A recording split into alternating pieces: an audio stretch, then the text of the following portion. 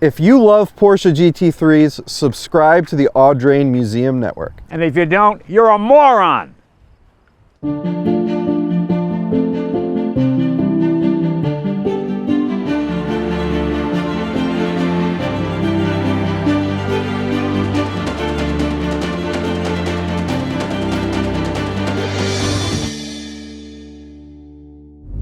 Hi everybody, I'm Jay Leno and I'm back east in Newport, Rhode Island at the Audrain Museum. You know, it's a real living museum. They drive every car. This is a perfect example. This is a 2023 Porsche 992.1 GT3. Is that correct, Sean? That is correct, okay. Yes. Right. So last time we were here together, we drove the 911R and the 911 ST. We did a little comparison and we figured while you were here for Motor Week, why don't we get you in our GT3, and not only our 991.1 GT3, but we just took delivery about 2 days ago of our newest GT3, the 992.2 GT3. So we kind of wanted to get your feel of the differences. We haven't really seen many reviews on the two, comparing and contrasting, so we figured why not get the best reviewer behind the wheel. Well, I don't know about that. I mean, I am not a race car driver. I am not a Porsche expert. But I'm just a guy who likes cars and is fortunate to drive a lot of stuff. So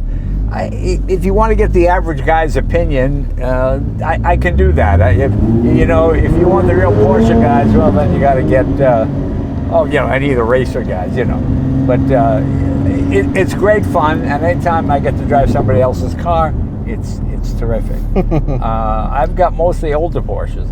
I've got the 911, I've got the Carrera GT, and I've got a 63 Carrera 4-cam. Yeah, which are some of my favorite cars. Yeah, but this is light years ahead. This feels so tight, so strong. It's amazing.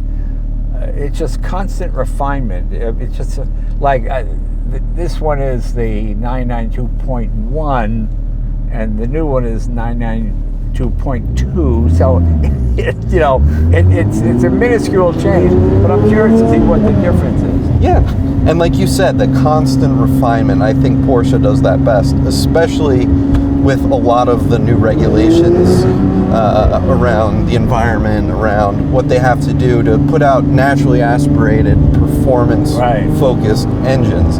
And I think that's what you're going to see the biggest difference from with this car to the new variant.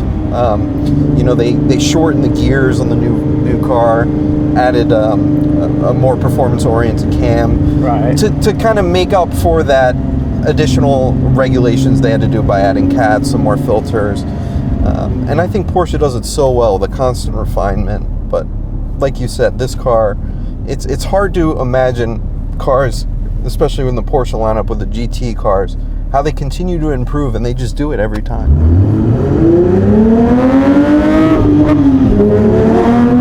Love it. I just love how high they rev. Oh yeah. I just took delivery of the Mustang GT3, and that's the car that actually beat this car around Nürburgring. That's true. So we'll see if Porsche can measure up to the Mustang. Just like in the old days, right? Well, I have to feel a certain home team pride at that. I mean, I'm a huge Porsche fan, but I also like Mustangs. I just like the audacity that they chose to take it on, but in a good-natured way, Jim Farley's a great guy, and he's kind of teasing Porsche. He doesn't pretend that they're the greatest. He just wants to see if they can beat it, and apparently they did, so it's pretty exciting. And I can see why this car was the benchmark when they designed that car. Yeah, and you see a lot of similar cues from the aerodynamic purposes. I think, with the Mustang GTD, the vents, you can see how they align. They come from the same thought, the GT cars and of course the GTD. Well, this just feels like solid billet. I mean, it's Porsche is able to do way more with low horsepower. Any race you go into, the Porsches always have the least amount of horsepower. But they win the race because it's a complete package. The handling is fine-tuned, the horsepower is fine-tuned. The Mustang GTD, it's front engine, it's 815 horsepower, and it's probably 1,000 pounds heavier than this car. So it is about 1,000. It's a heavy car. It's 4,400 pounds. That's incredible. But it handles its weight very But this is just so nice to drive. And what Porsche does so well is they really listen to their customers. When this car came out, shortly thereafter, the 911 ST came out, and everyone talked about the suspension in the 911 ST, how it was that perfect balance between the GT3 car and the perfect road car. And with the updated 911, the .2, which we're going to drive, you're going to see they refined the front suspension specifically, and you find it a little bit more manageable on the road. Not that this isn't, you could drive this, you can get groceries in this car, you can take your kids to school if you like, but... And the reality of it is, well, and here's the analogy I always use. I ride motorcycles, and I would say 25 years ago, I'm up at the rock store, and a guy who was a professional racer, a dirt track racer, he came up in a Harley Sportster. And all the guys are in their Kawasaki's, Suzuki's, they got the full leathers. He led them through the twisties, literally slamming the handlebars on the ground and just throwing it left to right, bang, bang, bang.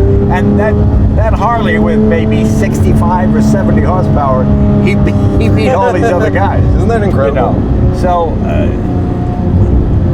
you really have to know how to drive a Porsche to get the best out of it, And the nice thing is, most of us are never good enough to push this to its absolute limit. So it always keeps you interested. You're always trying to do better with it because it's such a fine instrument, And it is incredible you say that because, I've been in a cup car and even street GT3 RS cars on the track with professional drivers in the driver's seat, and I'm in the passenger seat.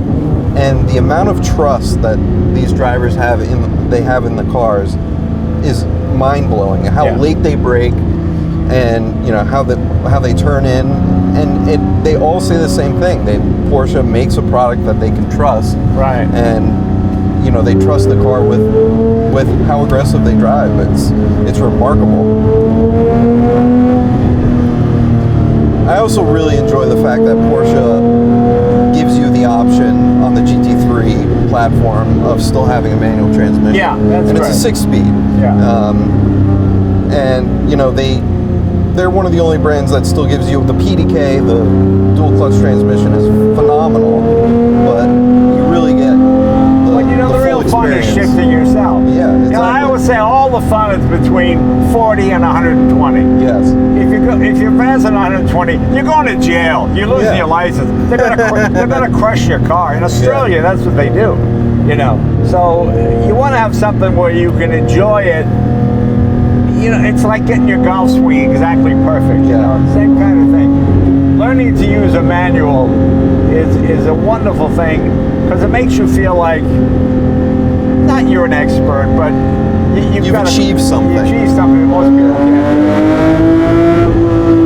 I just love that high revving engine.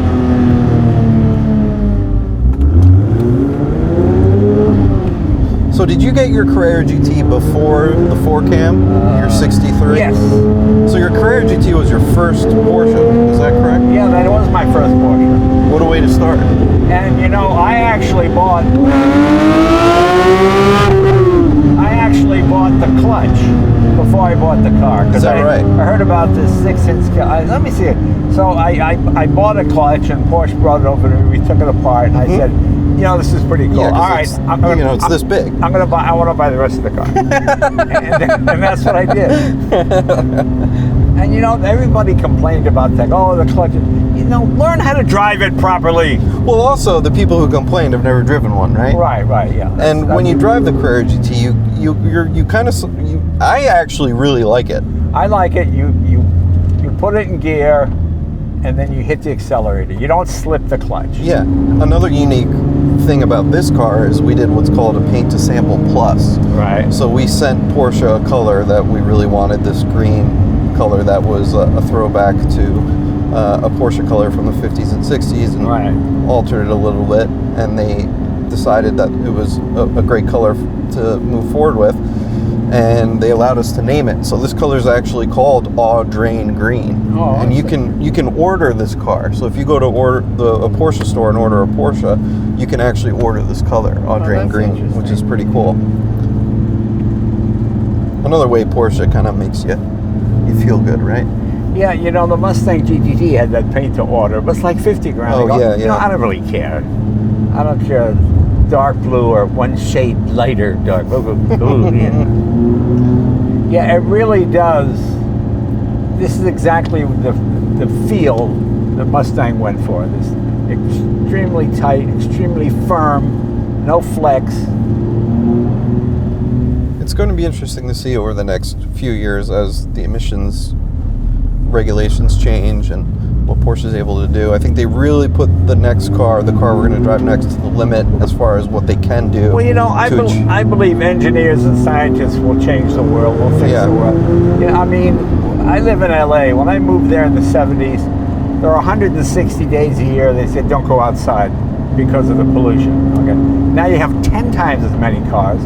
And it's not perfect, but you don't have days you don't go outside anymore.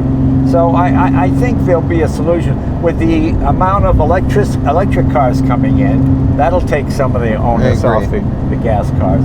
So I think it'll probably be okay. And nowadays, cars are a complete package.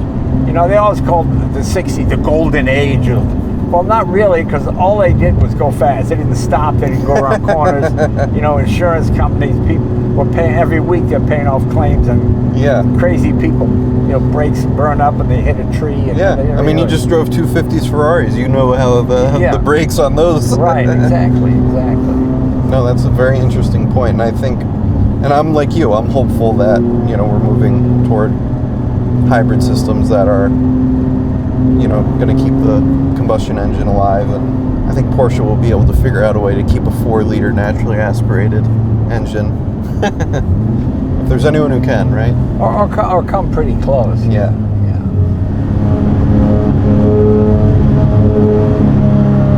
Oh yeah, this thing is fabulous. Yeah, it just holds the road so well, doesn't it? It really does. And for a rear engine car, they've really mastered the perfect 50-50 weight balance.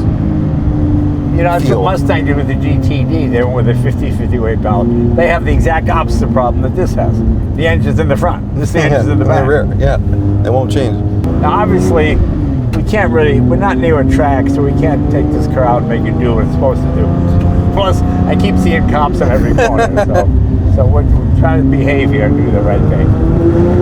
Yeah, but I think we should try and jump in the new car and see what you think, and see if you can really feel the difference in the upgrades and things that they've done. I'm guessing I probably can't, and I don't want to pretend, but we'll see. I'm excited to find out. You know, this car is so much better than I am.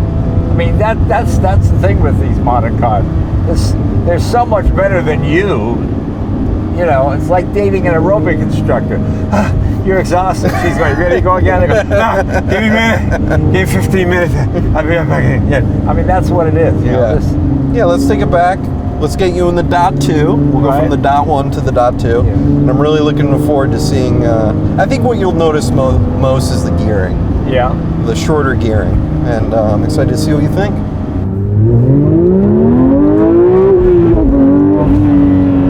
Well, the gearing is shorter.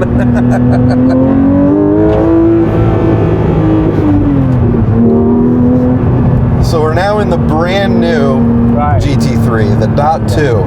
And thanks to our friends at Porsche Warwick, they got this car to us very quickly. They knew we were going to drive it, and we wanted to make sure it would happen. So, yeah, first thing right away, the gearing. Yeah. 8% shorter. Well, you know, I'll take acceleration over top end any day of the week. You know, to me, if you come down to 198 miles an hour instead of 210, but you get faster 0 to 60, well, that's where I'm going to live most of the time, 0 to 60. I don't drive 200 miles an hour on the street. You'd be an idiot. Yeah. So to me, I really like the shorter gearing. It makes sense. Well, here's the question I would put to most people. The new car is about 60 to 80,000 more than the previous model, correct? Well, you now have the option to get the YSOC package, which was never previously available on the GT3. GT3, which adds a lot of carbon elements to it for lightweight purposes. You'll probably notice the mirror caps, the front bumper has a lot of carbon, the hood. So you get a lot of lighter weight materials, which you can see on the door handle here too. So it is an option. It's about a $20,000 option, yeah. Here's what I would say to people. If you could buy last year's model for $60,000 less than the new one, would you do it? I think most people probably would, because there's not that much difference. Right. I mean, if you got the kind of thing where $60,000 is not a big deal to you and you just want the fastest thing out there, then now it's funny, this feels smaller to me. I don't know why it does, but I know it's the exact same size, it's the exact same horsepower. Yeah. But the gearing does make a difference. I'm not bothered by the digital dash, because it is kind of still analog, you know what I mean? And it's very intuitive, and it's quick, it's reactive. I think they did a very good job with that. And I think they knew that was going to be definitely a piece where the Porsche enthusiasts would be critical of, so... And when I'm guessing the digital dash is lighter, not as many parts as the analog dash. That's probably true. So you don't have cables and all this other stuff, so... I do feel like this car has a slightly higher the noise. It's a bit louder. It's a bit louder. It sounds more aggressive. It's a bit louder, more aggressive. That could be psychological, you know, just because it's basically the same car. Yeah. In fact, I don't know, two race car drivers being both professional, I think you could win against the other one. You could go either way. You know, it's not like you get in the earlier car and the new one is so much quicker. You have you know, it comes down to, it all comes down to driver skill. Exactly. I mean, both are extremely competent. It's just a matter of how much money you want to spend or save. Yeah, Does the Weissach package really make it that much lighter? It lightens it up. They also use a lithium-ion battery now, much lighter battery for this car, so that takes away some weight. But you also got added weight with CADs, so you know they had to kind of compromise. Well, a lithium-ion battery have that disadvantage. If the battery dies on you, you can't just stick a jumper cable on that. That's right. You know, a very specific way of jumping it. Yeah, there's advantages and disadvantages to both. Yeah.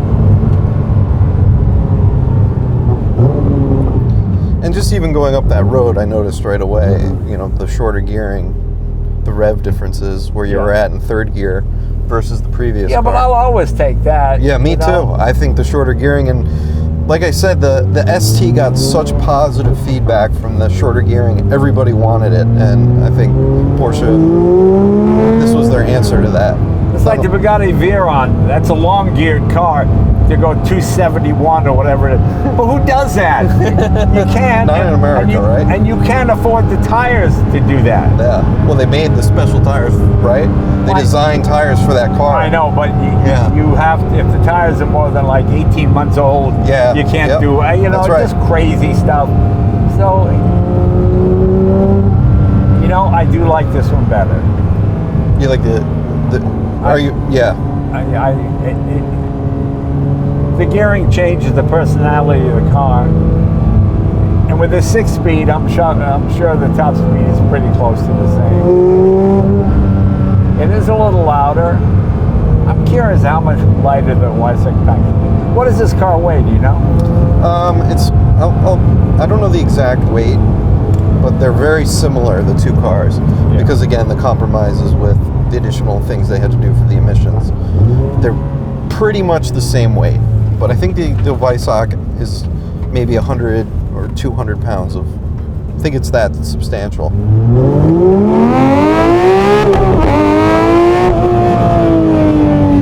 Oh, it pulls. It pulls nicely.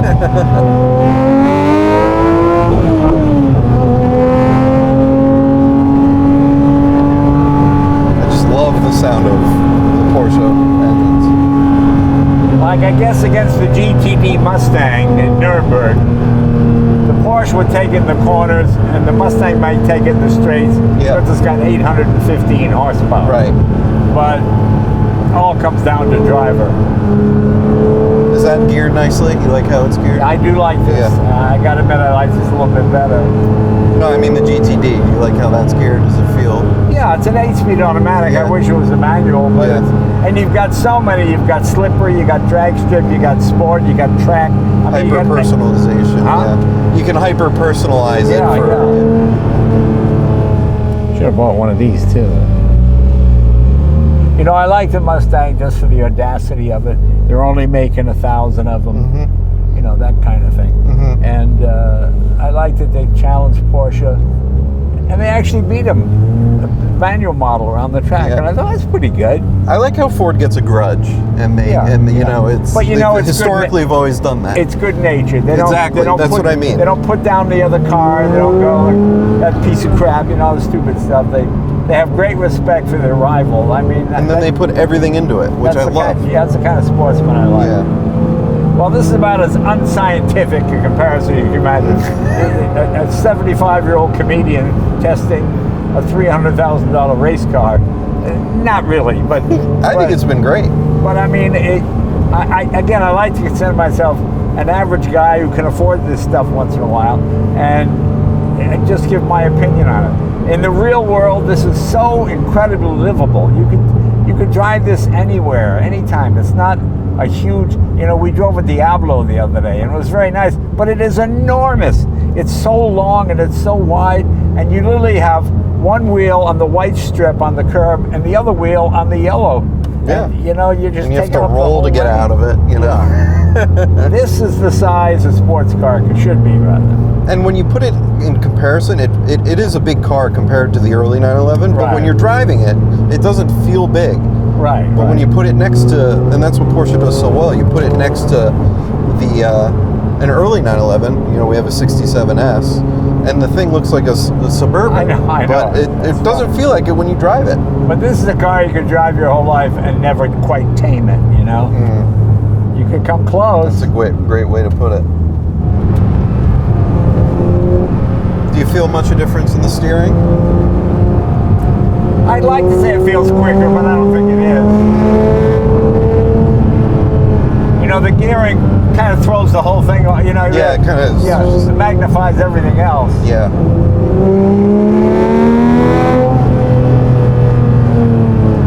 So Jay, we're back. You just drove the 992.1 and of course the brand new 992.2. What are your thoughts? Well, I mean, both are great. Look, not like we did a track day and we went up in the hills. We just drove around town. And again, I'm not a race car driver. I don't pretend to be a Porsche expert. I would just say, as an average guy, actually below average if you count grades from high school, how does it make me feel? I got to go with this one. The shorter gearing makes a bigger impact than you think, because the shorter gearing means faster acceleration. I would give up 10 or 15 miles an hour on top end to get more 0 to 100. Because as we said before, all the fun is between 40 and 120. If you're reaching 190 on a road, you're just going to prison. You're going to lose your car. They're going to crush it, you know. So this one, I think, is a lot of fun. The digital dash does not bother me. I like to look at the practicality of it. Digital dash means less wires, less cables, all of that. So you're probably saving a pound or two if that matters. And it's clear and it's easy to read, and it looks like an analog case. Yeah, they did a very good job with it, nice I think. job. I would agree. Then if you're a practical person and you know you're going to buy a Porsche and you got a few extra bucks to spend, do you get one that's 2 years old and save $80,000, maybe $100,000? That's a great point. Or do you, I mean, the difference between these two is not $100,000. It's maybe, feels like $20,000. You know what I'm saying? I think. So to me, I would be happy with either one. If you said to me, you'll save $80,000 if you take this one, and Porsche can go 150,000 miles. So if this has got 8 or 10,000 miles, it's a brand new car still. Mm-hmm. But still, money no object and whatever, I would go with this one. I like the look of it. It's so funny, the blue makes it look smaller to me. I don't know why the green with the gold wheels make it look big and wide, but I just like this one because that sharp gearing goes yip, yip, yip, just bang, bang, bang, bang. Just slam shifting it. It's a lot of fun to drive. You take it to 9 grand. It's really impressive brakes. Yeah, so I would go with this one. But if you feel like you can save a few bucks, you could buy a Corvette with the money you save. That's true. You could get a Harley. You could get whatever you want. You know, so they're such great cars. It really doesn't matter which one you get. But if you have to have the newest and the greatest until the .3 comes out, we'll see if that happens. Well, like you said, the newest, always very difficult to get, and I think that's the biggest thing right now is the newest GT3, the newest any Porsche. You know, very, very few are being made right away. So the fact that we have one here is we're very grateful. Yeah, for that. and if you have spousal problems, these don't really drop down much. You don't lose much. You know, they hold their values. But honey, don't you see we can get, well, we're saving, you know, it's an investment. We'll drive it for 2 years and be worth exactly what I bought it for. And that's probably true. I mean, I see Porsches from 2011, 2013, still going for huge money. Yeah. So you've got an excellent product here. And so, yeah, I would go with this one. Yeah. Well, we heard it from the man himself. Well, there you go. We're going with the newest and the greatest. Newest and the greatest. So thanks for checking it out.